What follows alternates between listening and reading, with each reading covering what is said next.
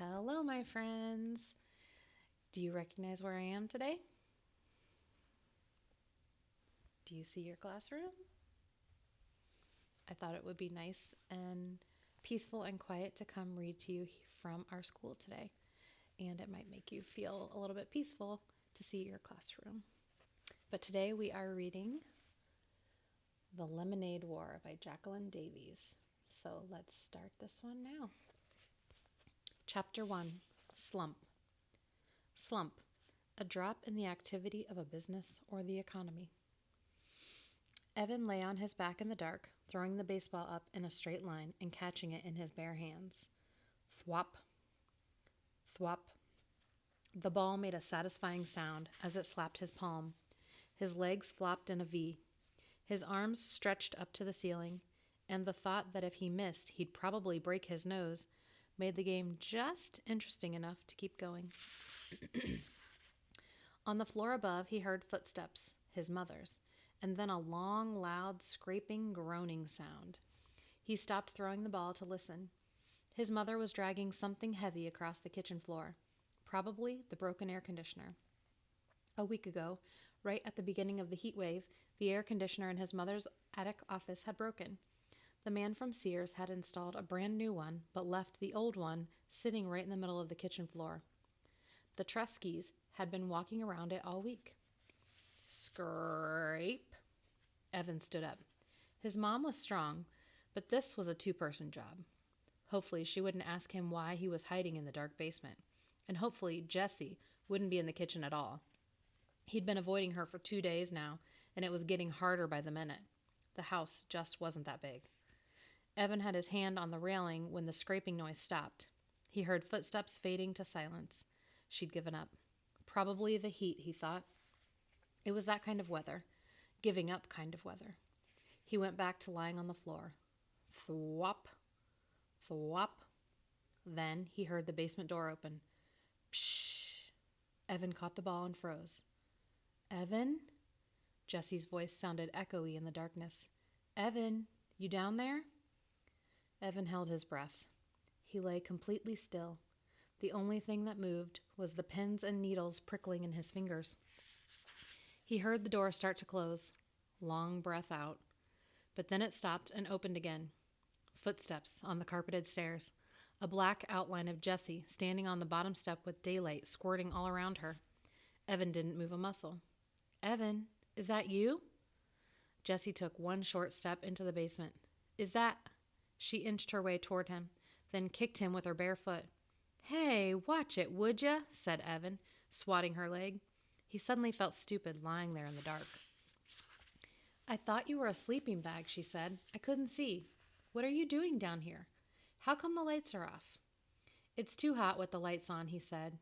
He talked in a flat voice, trying to sound like the most boring person on the whole planet. If he kept it up, Jessie might just leave him alone. Mom's back in her office, said Jessie, lying down on the couch. Working. She groaned as she said the word. Evan didn't say anything. He went back to throwing the ball, straight up, straight down. Maybe silence would get Jessie to leave. He was starting to feel words piling up inside him, crowding his lungs, forcing out all the air. It was like having a chest full of bats, beating their wings, fighting to get out. She tried to move the air conditioner, but it's too heavy, said Jessie. Evan tightened up his lips. Go away, he thought. Go away before I say something mean. It's going to be hot all week, Jessie continued, in the 90s, all the way up till Labor Day. Thwop. Thwop. So what do you want to do? Jessie asked. Scream, thought Evan.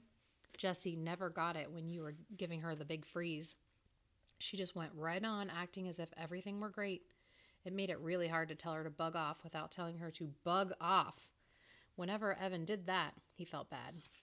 So what do you want to do? Jessie asked again, nudging him with her foot. It was a direct question. Evan had to answer it or explain why he wouldn't, and he couldn't get into that. It was too complicated, too hurtful. Huh? So what do you want to do? She asked for the third time. Doing it, said Evan. Nah, come on, for real. For real, he said. We could ride our bikes to the 7-Eleven, she said.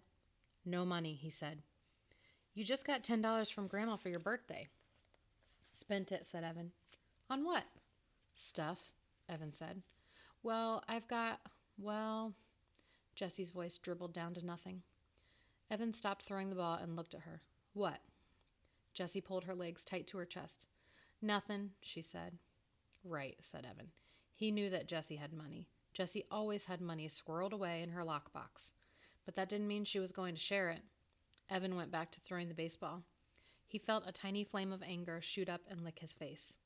Thwop. Thwop. We could build a fort in the woods, said Jessie. Too hot. We could play Stratego.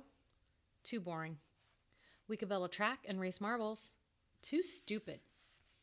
A thin spiderweb of sweat draped itself over his forehead, spreading into his hair. With every throw, he told himself, it's not her fault. But he could feel his anger growing. He started popping his elbow to put a little more juice on the ball. It was flying a good 4 feet into the air every time. Straight up, straight down. Pop, thwop, pop, thwop. The bats in his chest were going nuts. What is the matter with you? Asked Jessie. You've been so weird the last couple of days. Oh man, here they come. I just don't want to play a dumb game like Stratego, he said. You like Stratego.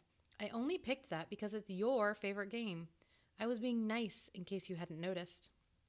Look, there are only 6 days left of summer, and I'm not going to waste them playing a dumb game. Evan felt his heartbeat speed up.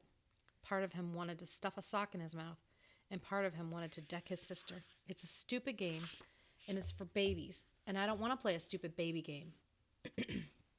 Pop, thwop, pop, thwop. Why are you being so mean?